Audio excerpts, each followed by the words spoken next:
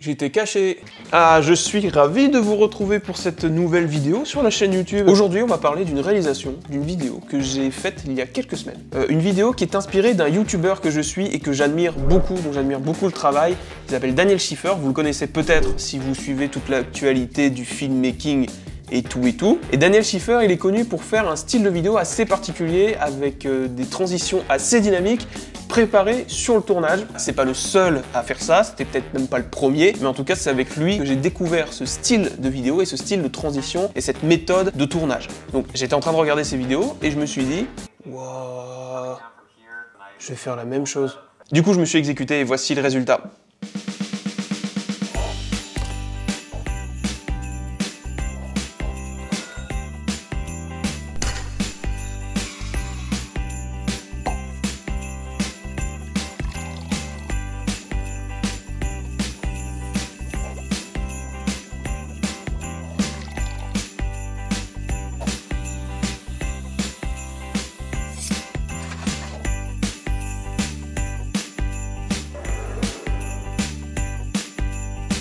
Voilà, et pour une première, je suis assez satisfait du résultat, même s'il y a encore pas mal de défauts, il y a encore pas mal de choses à travailler. Et aujourd'hui, je vais vous dire comment est-ce que j'ai préparé cette vidéo, comment est-ce que je l'ai tournée. Déjà, première étape, elle peut paraître évidente comme ça, mais bien choisir sa musique. Il faut savoir que, personnellement, je n'arrive pas à travailler sans musique. Travailler comme ça, sans musique, sans rien, faire mon montage, alors que je sais pas avec quelle musique ça va aller, je n'y arrive pas. Je choisis ma musique en fonction de si j'arrive à imaginer le montage ou pas. Ça peut paraître évident aussi, mais préparer ses plans. Et donc en même temps où je prépare ces plans-là, je prépare les mouvements aussi que je vais faire.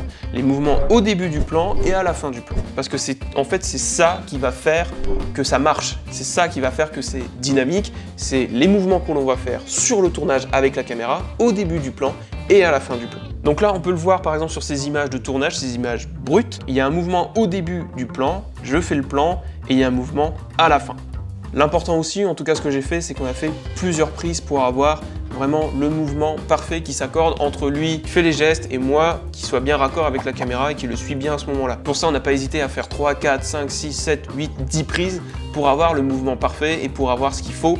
Tous mes plans, je les ai tournés à 100 images secondes, ce qui permet de faire du ralenti, mais ce qui permet aussi de jouer sur la vitesse. J'accélère le mouvement du début, je ralentis le mouvement que je veux et j'accélère le mouvement de fin. Et c'est cette rapidité en fait qui va donner cette impression de fluidité et de mouvement par la caméra en fait. Et là, il manque encore un truc, c'est le sound design. C'est tous les petits bruitages qu'on peut entendre dans la vidéo, qui paraissent rien dit comme ça, mais qui rajoutent beaucoup.